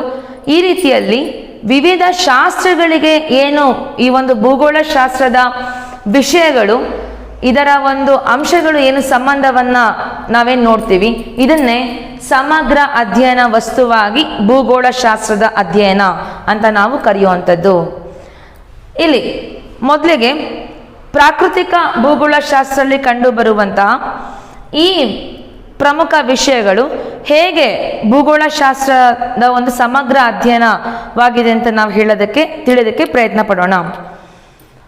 ಇಲ್ಲಿ ಮೊದಲಿಗೆ ಭೂಗರ್ಭಶಾಸ್ತ್ರ ಅಂದರೆ ಜಿಯೋಲಜಿ ಮತ್ತು ಭೂರಚನಾಶಾಸ್ತ್ರ ಅಂತ ಹೇಳಿದ್ರೆ ಜಿಯೋಮಾರ್ಫಾಲಜಿ. ಇದು ಇಲ್ಲಿ ನೋಡೋ ಹಾಗೆ ಜಿಯಾಲಜಿ ಮತ್ತು ಜಿಯೋಗ್ರಫಿ ಅನ್ನುವಂಥದ್ದು ಭೂಗೋಳಶಾಸ್ತ್ರವನ್ನು ತಿಳಿದುಕೊಳ್ಳೋದಕ್ಕೆ ಎರಡು ಪ್ರಮುಖ ನಾವು ವಿಜ್ಞಾನವಾಗಿ ನೋಡ್ತೀವಿ. ಭೂಗರ್ಭಶಾಸ್ತ್ರ ಅಂತಂದರೆ ಭೂಮಿಯ ಆಂತರಿಕ ಅಧ್ಯಯನವಾಗಿದೆ. ಭೂಗೋಳಶಾಸ್ತ್ರ ಅಂತ ಹೇಳಿದ್ರೆ ಭೂಮಿಯ ಮೇಲ್ಮೈನ ಅಧ್ಯಯನವಾಗಿದೆ. ಆದರೆ ಇಲ್ಲಿ ಭೂ ಮೇಲ್ಮೈನ ಭೂಸ್ವರೂಪಗಳು ಭೂಮಿಯ ಅಂತರಾಳದ ಕ್ರಿಯೆಯಿಂದ ಅದು ರಚನೆ ಆಗುತ್ತೆ ಅನ್ನುವಂಥದ್ದು ಪ್ರಮುಖವಾದದ್ದು. ಹಾಗಾಗಿ ಭೂಗರ್ಭಶಾಸ್ತ್ರ ಏನಿದೆ ಇದು ಭೂಗೋಳಶಾಸ್ತ್ರಕ್ಕೆ ಸಂಬಂಧಪಟ್ಟಿದೆ. ಹಾಗೆಯೇ ಭೂ ರಚನಾಶಾಸ್ತ್ರ ಅಂತ ಹೇಳಿದ್ರೆ ಭೂಮಿಯ ಮೇಲೆ ವಿವಿಧ ಸ್ವರೂಪಗಳನ್ನು ಏನು ನೋಡ್ತೀವಿ, ಅದು ಏನದು ಅತ್ಯುನ್ನತ ಶಿಖರಗಳಾಗಿರ್ಬೋದು, ಪರ್ವತ ಬೆಟ್ಟಗಳಾಗಿರ್ಬೋದು, ಮೈದಾನ ಪ್ರದೇಶಗಳಾಗಿರ್ಬೋದು, ಪ್ರಸ್ಥಭೂಮಿ ಆಗಿರ್ಬೋದು, ದ್ವೀಪಗಳಾಗಿರ್ಬೋದು, ಈ ರೀತಿಯಲ್ಲಿ ಈ ಭೂ ಸ್ವರೂಪಗಳ ಉಗಮ ಆಗೋದಕ್ಕೆ ಭೂಗರ್ಭಶಾಸ್ತ್ರನೇ ಪ್ರಮುಖ ಕಾರಣ, ನಾವು ಅಧ್ಯಯನವಾಗಿ ನೋಡುವಂಥದ್ದು. ಎರಡನೇದಾಗಿ ಹವಾಮಾನ ಶಾಸ್ತ್ರ ಅಂತ ಹೇಳಿದ್ರೆ ಮೀಟರಾಲಜಿ ಅಂತ ಹೇಳಿ ಕರಿತೀವಿ. ಹವಾಮಾನ ಅನ್ನೋದು ದೈನಂದಿನ ಒಂದು 24 ಗಂಟೆಯಲ್ಲಿ ಕಂಡುಬರುವಂತಹ ಒಂದು ಹವಾಮಾನ ಘಟಕಗಳ ಒಂದು ಅಧ್ಯಯನವನ್ನು ನಾವು ಹವಾಮಾನ ಶಾಸ್ತ್ರ, ಮೀಟರಾಲಜಿ ಅಂತ ಹೇಳಿ ಕರಿತೀವಿ.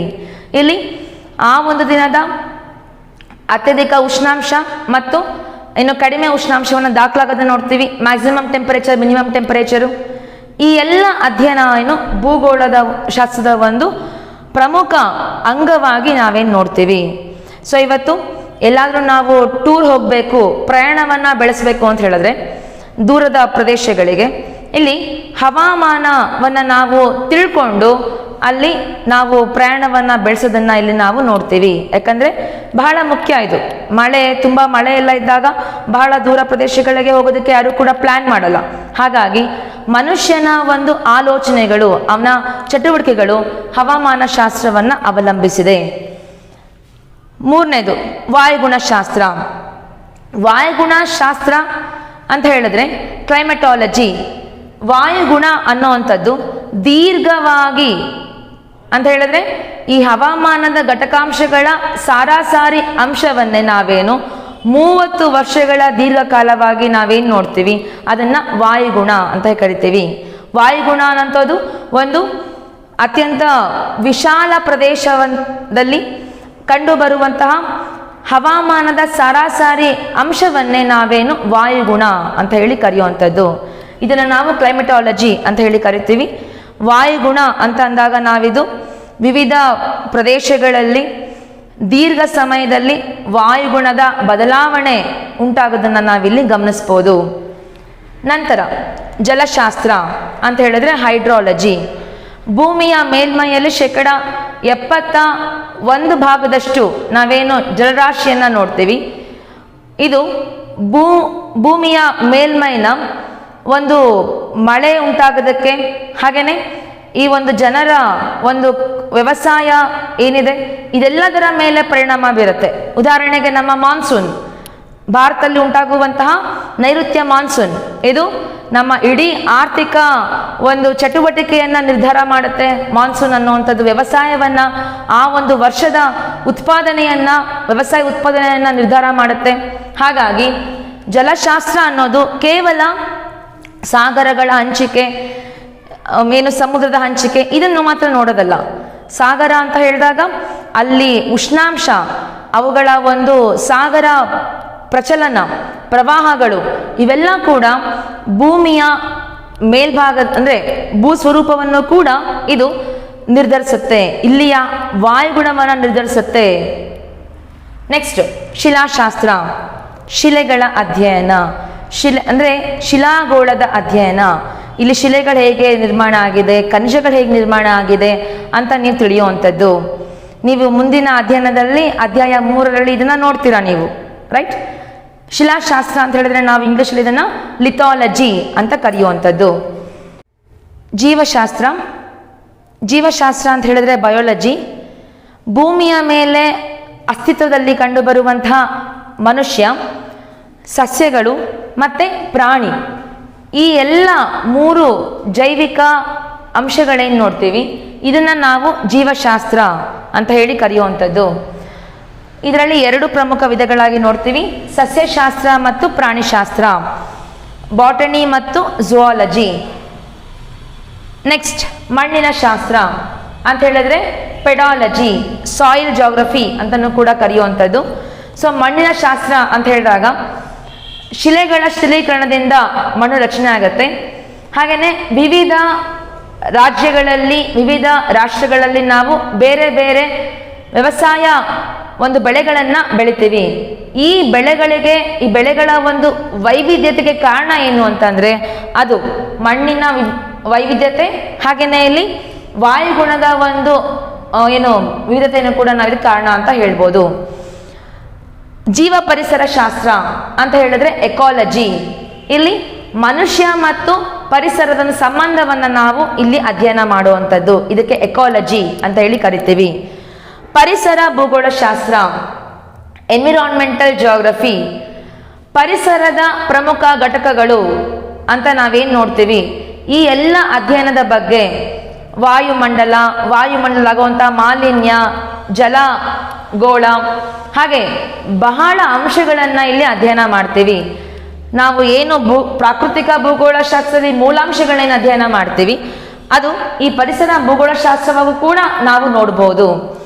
ಗಣಿತ ಮತ್ತು ಖಗೋಳ ಶಾಸ್ತ್ರ, ಮ್ಯಾಥಮೆಟಿಕಲ್ ಆ್ಯಂಡ್ ಅಸ್ಟ್ರಾನಮಿಕಲ್ ಜಿಯೋಗ್ರಫಿ ಅಂತ ಹೇಳಿದ್ರೆ ಗಣಿತಕ್ಕೂ ಭೂಗೋಳ ಶಾಸ್ತ್ರಕ್ಕೂ ಏನು ಸಂಬಂಧ ಅಂತ ಹೇಳಿದ್ರೆ ಇಲ್ಲಿ ನಾವು ಈ ಒಂದು ಜಿಯಾಡ್ ಶೇಪಲ್ಲಿ ಅಂತ ಹೇಳಿದ್ರೆ ಗೋಳಾಕಾರವಾಗಿ ಕಂಡು ಬರುವಂತಹ ಭೂಮಿಯನ್ನು ನಾವು ನಂತರ ಅಧ್ಯಯನಕ್ಕೆ ಅನುಕೂಲವಾಗುವಂತೆ ನಾವು ಮ್ಯಾಪ್ಗಳನ್ನು, ನಕ್ಷೆಗಳನ್ನು ತಯಾರು ಮಾಡಿದ್ದೀವಿ. ಇದು ಸ್ಕೇಲ್ಗೆ ಅನುಗುಣವಾಗಿ ಅಂದರೆ ಪ್ರಮಾಣಕ್ಕೆ ಅನುಗುಣವಾಗಿ ಇಲ್ಲಿ ನಾವು ನಕ್ಷೆಗಳನ್ನು ತಯಾರು ಮಾಡಿದ್ದೀವಿ. ಪ್ರಮಾಣದಲ್ಲಿಲ್ಲ ಅಂತ ಹೇಳಿದ್ರೆ ನಾವು ಅದನ್ನು ನಾಟ್ ಟು ಸ್ಕೇಲ್ ಅಂತ ಮೆನ್ಷನ್ ಮಾಡ್ತೀವಿ. ಅದನ್ನು ನಾವು ಸೈಂಟಿಫಿಕ್ ಆಗಿ ಅಧ್ಯಯನ ಮಾಡೋದಕ್ಕೆ ಸಾಧ್ಯ ಆಗಲ್ಲ. ಈ ರೀತಿಯಲ್ಲಿ ನಾವು ಪ್ರಮಾಣಕ್ಕೆ ಅನುಗುಣವಾಗಿ ಅದನ್ನು ನಾವು ಒಂದು ಮ್ಯಾಪ್ ಆಗಿ 2 ಡೈಮೆನ್ಷನಲ್ ಆಗಿ ನಾವು ಅದನ್ನು ಬಳಸ್ತೀವಿ ಅಂತ ಹೇಳಿದ್ರೆ ಅಲ್ಲಿ ಈ ಒಂದು ಗಣಿತದ ನಾವು ಸೂತ್ರಗಳನ್ನ, ಹಾಗೆ ಈ ಒಂದು ಏನು ಪ್ರೊಜೆಕ್ಷನ್ಸ್ ಅಂತ ನಾವು ಕರಿತೀವಿ, ಇದನ್ನೆಲ್ಲ ನಾವಲ್ಲಿ ಬಳಕೆ ಮಾಡಬೇಕಾಗತ್ತೆ. ಮತ್ತೆ ಈ ಒಂದು ಭೂಮಿಯ ಒಂದು ರೇಡಿಯಸ್ ಆಗಿರ್ಬೋದು, ಡಯಾಮೀಟರ್ ಆಗಿರ್ಬೋದು, ಹಾಗೇನೆ ಸೂರ್ಯನಿಂದ ಭೂಮಿ ಇರುವಂತಹ ದೂರ, ಈ ಎಲ್ಲದನ್ನು ಕೂಡ ನಾವು ಅಧ್ಯಯನ ಮಾಡೋದಕ್ಕೆ ಇಲ್ಲಿ ಗಣಿತ ಶಾಸ್ತ್ರವನ್ನ ನಾವೇನು ಭೂಗೋಳ ಶಾಸ್ತ್ರದಲ್ಲಿ ಅಪ್ಲೈ ಮಾಡ್ತೀವಿ. ಹಾಗಾಗಿ ಈ ಒಂದು ಆಸ್ಟ್ರಾನಮಿ ಮತ್ತೆ ಭೂಗೋಳ ಶಾಸ್ತ್ರ, ಈ ಒಂದು ಗಣಿತ ಶಾಸ್ತ್ರನೂ ಕೂಡ ಭೂಗೋಳ ಶಾಸ್ತ್ರದ ಒಂದು ಅಧ್ಯಯನ ಭಾಗವಾಗಿ ಇಲ್ಲಿ ನೋಡುವಂಥದ್ದು. ಭೌಗೋಳಿಕ ಚಿಂತನೆ ಅಂತ ಹೇಳಿದ್ರೆ ಜಿಯೋಗ್ರಫಿಕಲ್ ಥಾಟ್ಸ್, ನಾವು ತತ್ವಶಾಸ್ತ್ರ ಅಂತ ನಾವೇನ್ ಕರಿತೀವಿ ಅದು, ಜಿಯೋಗ್ರಫಿಕಲ್ ಥಾಟ್ಸ್ ಅಂತ ಏನ್ ಕರಿತೀವಿ ಅದು. ಸೊ ಇಲ್ಲಿ ಈ ಒಂದು ಭೂಗೋಳ ಶಾಸ್ತ್ರದ ಅಧ್ಯಯನ ಬಂದು ನಾ ಆಗ್ಲೇ ಹೇಳಿದಾಗೆ ಗ್ರೀಕರು ಮತ್ತೆ ಫ್ರಾನ್ಸ್ ಅವರು ಹಲವಾರು ಒಂದು ಸ್ಕೂಲ್ಗಳನ್ನ ಪ್ರಾರಂಭ ಮಾಡ್ಕೊಂಡ್ ಬಂದ್ರು. ಸೊ ಇದು ಪರಿಸರವಾದ, ಸಂಭವವಾದ ಅಂತೆಲ್ಲ ನೋಡ್ತೀವಿ. ಈ ರೀತಿಯ ಒಂದು ಅವರ ಒಂದು ಅಧ್ಯಯನ ವಿಧಾನಗಳನ್ನ ಇಲ್ಲಿ ಅಧ್ಯಯನ ಮಾಡೋದೇ ಭೌಗೋಳಿಕ ಚಿಂತನೆ. ಇದು ಭೂಗೋಳ ಶಾಸ್ತ್ರಕ್ಕೆ ಒಂದು ಸಂಬಂಧವನ್ನ ಒಳಗೊಂಡಿದೆ. ಎರಡನೇದಾಗಿ ಮಾನವ ಭೂಗೋಳ ಶಾಸ್ತ್ರ. ಈ ಒಂದು ಭೂಗೋಳ ಶಾಸ್ತ್ರದ ಸಮಗ್ರ ಅಧ್ಯಯನ ವಿಷಯ ವಸ್ತುವಾಗಿ ನಾವು ಮಾನವನ ವಿವಿಧ ಚಟುವಟಿಕೆಗಳೇನು ನೋಡ್ತೀವಿ, ಇದನ್ನ ಅಧ್ಯಯನ ಮಾಡದೆ ಮಾನವ ಭೂಗೋಳ ಶಾಸ್ತ್ರ. ಇದರೊಂದಿಗೆ ಹೇಗೆ ನಾವು ಸಂಬಂಧವನ್ನ ಪ್ರಾಕೃತಿಕ ಮತ್ತು ಮನುಷ್ಯ, ಪರಿಸರ ಮತ್ತು ಮನುಷ್ಯ ಹೇಗೆ ಸಂಬಂಧವನ್ನ ಒಳಗೊಂಡಿದೆ ಅಂತ ನಾವಿಲ್ಲಿ ತಿಳ್ಕೋಬಹುದು. ಇದರಲ್ಲೂ ಕೂಡ ಸಾಂಸ್ಕೃತಿಕ ಭೂಗೋಳ ಶಾಸ್ತ್ರ ಅಂತ ಹೇಳಿದ್ರೆ ಈ ಒಂದು ಮನುಷ್ಯನ ಹಲವಾರು ಏನು ಧರ್ಮಗಳೇನು ನೋಡ್ತೀವಿ, ಹಾಗೆ ಭಾಷೆಗಳು, ಅವನ ಆಹಾರ, ಉಡುಪು, ಅವನ ಒಂದು ಚಿಂತನೆ, ಅವನ ಒಂದು ವಿವಿಧ ಏನು ನಾವು ಮಾಡುವಂಥ ಒಂದು ವಿವಿಧ ಹಬ್ಬಗಳು, ಇವೆಲ್ಲ ಕೂಡ ಸಾಂಸ್ಕೃತಿಕ ಭೂಗೋಳ ಶಾಸ್ತ್ರದ ಅಂಶವಾಗಿ ನಾವೇನು ನೋಡುವಂಥದ್ದು. ನಂತರ ಸಾಮಾಜಿಕ ಭೂಗೋಳ ಶಾಸ್ತ್ರ ಅಂತ ಹೇಳಿದಾಗ ಈ ಸಾಂಸ್ಕೃತಿಕ ಭೂಗೋಳ ಶಾಸ್ತ್ರಕ್ಕೆ ನಾವು ಕಲ್ಚರಲ್ ಜಿಯೋಗ್ರಫಿ ಅಂತ ಕರಿತೀವಿ. ಸಾಮಾಜಿಕ ಭೂಗೋಳ ಶಾಸ್ತ್ರ ಅಂತ ಹೇಳಿದ್ರೆ ಮನುಷ್ಯ ಸಮಾಜದೊಂದಿಗೆ ಹೊಂದಿರುವಂತಹ ಒಂದು ಸಂಬಂಧ ಅಂತ ಹೇಳಿದ್ರೆ ಇಲ್ಲಿ ಅವನು ಹೇಗೆ ತನ್ನ ಒಂದು ಜೀವಿತಾವಧಿಯಲ್ಲಿ ಸಮಾಜದೊಡನೆ ಅವನು ಹೇಗೆ ವ್ಯವಹರಿಸ್ತಾ ಇದ್ದಾನೆ ಅನ್ನೋದನ್ನ ಇಲ್ಲಿ ನಮಗೆ ಹೇಳುವಂಥದ್ದು. ಇದು ನಾವು ಸಾಮಾಜಿಕ ಭೂಗೋಳ ಶಾಸ್ತ್ರದ ಭಾಗವಾಗಿ ನೋಡುವಂಥದ್ದು. ಇದನ್ನ ಸೋಷಿಯಲ್ ಜಿಯೋಗ್ರಫಿ ಅಂತ ನೋಡುವಂಥದ್ದು. ಐತಿಹಾಸಿಕ ಭೂಗೋಳ ಶಾಸ್ತ್ರ. ಭೂಗೋಳ ಶಾಸ್ತ್ರದಲ್ಲಿ ನಾವು ಐತಿಹಾಸಿಕ ಅಂಶವನ್ನು ಕೂಡ ಇಲ್ಲಿ ನಾವು ನೋಡುವಂಥದ್ದು. ಐತಿಹಾಸಿಕ ಭೂಗೋಳ ಶಾಸ್ತ್ರ ಅಂತ ಹೇಳಿದಾಗ ಇಲ್ಲಿ ಪ್ರಮುಖವಾಗಿ ಈ ಒಂದು ನಮ್ಮ ಇತಿಹಾಸದ ಘಟನಾವಳಿಗಳು ಅಂತ ಇಲ್ಲಿ ನಾವು ನೋಡುವಂಥದ್ದು. ಉದಾಹರಣೆಗೆ ನಮ್ಮ ಭೂಸ್ವರೂಪ, ಭೂಗೋಳ ಶಾಸ್ತ್ರಕ್ಕೂ ಇತಿಹಾಸಕ್ಕೂ ಹೆಂಗೆ ಸಂಬಂಧ ಇದೆ ಅಂತ ಹೇಳಿ ಸ್ಪಷ್ಟವಾಗಿ ನೀವು ತಿಳ್ಕೋಬೇಕು ಅಂತ ಹೇಳಿದ್ರೆ, ನಮ್ಮ ಭಾರತದ ಒಂದು ಭೌಗೋಳಿಕ ವಿಸ್ತೀರ್ಣ ಅಂತ ಅಂದಾಗ, ಭೌಗೋಳಿಕ ಭೂಸ್ವರೂಪ ಅಂದಾಗ ನಾವು ಉತ್ತರದಲ್ಲಿ ಹಿಮಾಲಯದ ಒಂದು ಉದ್ದಗಲಕ್ಕೂ ಕೂಡ ಹರಡಿರೋದನ್ನ ನೋಡ್ತೀವಿ, ಅಂದ್ರೆ ಪಶ್ಚಿಮದಿಂದ ಪೂರ್ವಕ್ಕೆ. ಹಾಗೇನೆ ನಮ್ಮ ದಕ್ಷಿಣದಲ್ಲಿ 3 ಕಡೆ ಈ ಜಲಭಾಗವನ್ನ ನೋಡ್ತೀವಿ. ಈ ಜಲಭಾಗ ಏನಿದೆ ಇದು ಪಾಶ್ಚಿಮಾತ್ಯ ರಾಷ್ಟ್ರಗಳಿಗೆ ನಮ್ಮ ಭಾರತಕ್ಕೆ ಒಳಗಡೆ ಬರೋದಕ್ಕೆ ಸಾಧ್ಯವಾಯಿತು. ಇದರಿಂದನೇ ಭಾರತ ಏನು ಈ ಒಂದು ಐತಿಹಾಸಿಕವಾಗಿ ಬ್ರಿಟಿಷರು, ಪೋರ್ಚುಗೀಸರು, ಡಚ್ಚರು ಎಲ್ಲರೂ ಕೂಡ ಭಾರತಕ್ಕೆ ಈ ಸಾಗರದ ಮೂಲಕ ಬಂದು ಸೇರಿ ಇಲ್ಲಿ ಆಳ್ವಿಕೆ ನಡೆಸೋದಕ್ಕೆ ಅವಕಾಶ ಆಯಿತು. ಈ ರೀತಿಯಲ್ಲಿ ನಮ್ಮ ಭರತ ಭೂಮಿಯಲ್ಲಿ ಇವರೆಲ್ಲರೂ ಕೂಡ ಬರೋದಕ್ಕೆ ಅವಕಾಶ ಆಗಿದ್ದು ಈ ಸಮುದ್ರ ಮಾರ್ಗದಿಂದ, ಜೊತೆಗೆ ವ್ಯವಹಾರದ ಒಂದು ಕಾರಣದಿಂದ. ಇನ್ನು ನಮ್ಮ ಉತ್ತರದ ಒಂದು ಹಿಮಾಲಯದಿಂದ ನಾವೇನು ಅರುಣಾಚಲ ಪ್ರದೇಶ ತನಕ ಏನು ನೋಡ್ತೀವಿ, ಇದು ಕೂಡ ಈ ಒಂದು ಒಳನುಸುಳುವಿಕೆಗೆ ಅಂತ ಹೇಳಿದ್ರೆ ಈ ಒಂದು ವಲಸೆಗೆ ಈ ಒಂದು ಮಾರ್ಗದಿಂದ ಬರೋದನ್ನು ಕೂಡ ನೋಡ್ತೀವಿ. ಇದು ಮಧ್ಯ ಏಷ್ಯಾ ಒಂದು ಪ್ರದೇಶಗಳಿಂದ ಇಲ್ಲಿ ಒಳನುಸುಳು ಕೂಡ ನೋಡುವಂಥದ್ದನ್ನ ಇಲ್ಲಿ ಕಾಣ್ಬೋದು. ಹಾಗಾಗಿ ಇದೆಲ್ಲ ಕೂಡ ಇವತ್ತು ಭೂಗೋಳ ಶಾಸ್ತ್ರ ಹೇಗೆ ಐತಿಹಾಸಿಕವಾಗಿ ನಾವು ಅಧ್ಯಯನವನ್ನ ಇಲ್ಲಿ ನೋಡುವಂಥದ್ದು. ಇದನ್ನ ಹಿಸ್ಟಾರಿಕಲ್ ಜಿಯೋಗ್ರಫಿ ಅಂತ ಹೇಳಿ ಕರಿತೀವಿ. ನೆಕ್ಸ್ಟ್ ಜನಸಂಖ್ಯಾ ಭೂಗೋಳ ಶಾಸ್ತ್ರ ಅಂದ್ರೆ ಪಾಪ್ಯುಲೇಷನ್ ಜಿಯೋಗ್ರಫಿ, ಡೆಮೋಗ್ರಫಿ ಅಂತಲೂ ಕೂಡ ಕರೆಯುವಂಥದ್ದು. ಭೂಗೋಳ ಶಾಸ್ತ್ರ ಅಂತಂದಾಗ ಇಲ್ಲಿ ನಾವು ಮಾನವ ಭೂಗೋಳ ಶಾಸ್ತ್ರದಲ್ಲಿ ಮಾನವನ ಹಂಚಿಕೆ, ಮಾನವನ ಅಭಿವೃದ್ಧಿ, ಮಾನವನ ಒಂದು ಜನಸಾಂದ್ರತೆ, ಇವೆಲ್ಲ ಕೂಡ ಏನು ಅಧ್ಯಯನ ಮಾಡ್ತೀವಿ ಇದು ಮಾನವ ಜನಸಂಖ್ಯಾ ಭೂಗೋಳ ಶಾಸ್ತ್ರಕ್ಕೆ ಒಂದು ಸಂಬಂಧಪಟ್ಟಿದೆ. ನಂತರ ಆರ್ಥಿಕ ಭೂಗೋಳ ಶಾಸ್ತ್ರ. ಸೊ ಇಲ್ಲಿ ಆರ್ಥಿಕ ಭೂಗೋಳ ಶಾಸ್ತ್ರ ಅಂತ ಹೇಳಿದ್ರೆ ಪ್ರತಿಯೊಂದು ದೇಶದಲ್ಲೂ ಕೂಡ ಆರ್ಥಿಕ ಬೆಳವಣಿಗೆ ಯಾವುದ್ರ ಮೇಲೆ ಡಿಪೆಂಡ್ ಆಗುತ್ತೆ ಅಂತ ಹೇಳಿದ್ರೆ ಅಲ್ಲಿ ಹಂಚಿಕೆ ಆಗಿರುವ ಸಂಪನ್ಮೂಲಗಳು, ಪ್ರಾಕೃತಿಕ ಸಂಪನ್ಮೂಲಗಳು, ಹಾಗೆಯೇ ಮಾನವ ಸಂಪನ್ಮೂಲ, ಈ ಎರಡರ ಒಂದು ಬೆಳವಣಿಗೆ ಆರ್ಥಿಕ ಭೂಗೋಳಶಾಸ್ತ್ರ ಅಂತ, ಆರ್ಥಿಕ ಬೆಳವಣಿಗೆ ಅಂತ ನಾವು ಕರಿತೀವಿ. ಹಾಗಾಗಿ ಈ ಸಂಪನ್ಮೂಲಗಳ ಬಳಕೆಯನ್ನ ನಮಗೆ ನಾವು ವಿವರವಾಗಿ ಅರ್ಥ ಮಾಡ್ಕೊಳ್ಳುವಂಥದ್ದು ಈ ಒಂದು ಆರ್ಥಿಕ ಭೂಗೋಳಶಾಸ್ತ್ರ ಸಾಧ್ಯ ಇದೆ. ಯಾವ ಪ್ರದೇಶದಲ್ಲಿ ಈ ಒಂದು ಸಂಪನ್ಮೂಲಗಳು ಅಂತ ಹೇಳಿದ್ರೆ ಜಲ ಸಂಪನ್ಮೂಲ, ಖನಿಜ ಸಂಪನ್ಮೂಲ ಇವೆಲ್ಲ ಕೂಡ ಅತ್ಯಂತ ಹೆಚ್ಚಾಗಿ ಕಂಡುಬರುತ್ತೋ ಅಲ್ಲಿ ಆರ್ಥಿಕ ಪ್ರಗತಿನೂ ಕೂಡ ಜಾಸ್ತಿಯಾಗಿ ಕಂಡುಬರುತ್ತೆ. ಅದನ್ನ ಮಾನವ ಬಳಸ್ಕೊಳ್ಳಕ್ಕೆ ಸಾಧ್ಯ ಮಾತ್ರ ಮಾಡಬೇಕು. ನೆಕ್ಸ್ಟ್ ಭೂಗೋಳಶಾಸ್ತ್ರದಲ್ಲಿ ಸಾಂಖ್ಯಿಕ ಶಾಸ್ತ್ರ ಅಂತ ಹೇಳಿದ್ರೆ ಸ್ಟ್ಯಾಟಿಸ್ಟಿಕ್ಸ್. ಸೊ ಸ್ಟ್ಯಾಟಿಸ್ಟಿಕ್ಸ್ನ ಇಲ್ಲಿ ಬಳಕೆಯನ್ನು ನಾವು ಭೂಗೋಳಶಾಸ್ತ್ರದಲ್ಲಿ ನೋಡ್ತೀವಿ.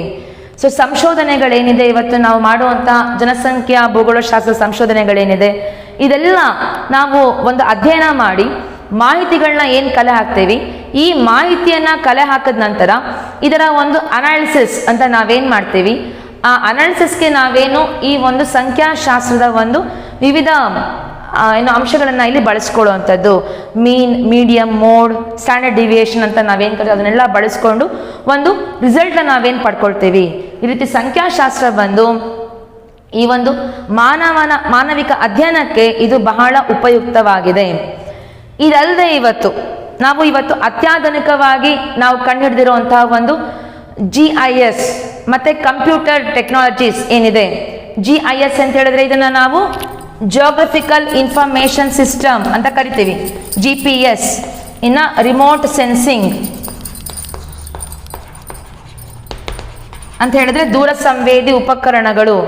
ಸೊ ಇವೆಲ್ಲ ಕೂಡ ಇವತ್ತು ಈ ಒಂದು ಭೂಗೋಳಶಾಸ್ತ್ರದ ಅಧ್ಯಯನವನ್ನ ವೈಜ್ಞಾನಿಕವಾಗಿ ಇವತ್ತು ಸಂಪನ್ಮೂಲಗಳ ಅಧ್ಯಯನಕ್ಕೆ ಇವತ್ತು ನಾವು ಬಳಸ್ಕೊಳ್ತಾ ಇದ್ದೀವಿ.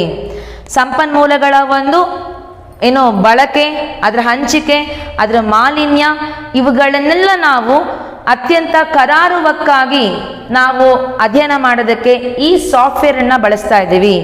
Geographical information system GIS, GPS ಅಂತ ಹೇಳಿದ್ರೆ ಗ್ಲೋಬಲ್ ಪೊಸಿಷನಿಂಗ್ ಸಿಸ್ಟಮ್. ಇನ್ನು ನಾವು ಉಡಾವಣೆ ಮಾಡಿರುವಂಥ ಉಪಗ್ರಹಗಳು ಭೂಮಿಯನ್ನ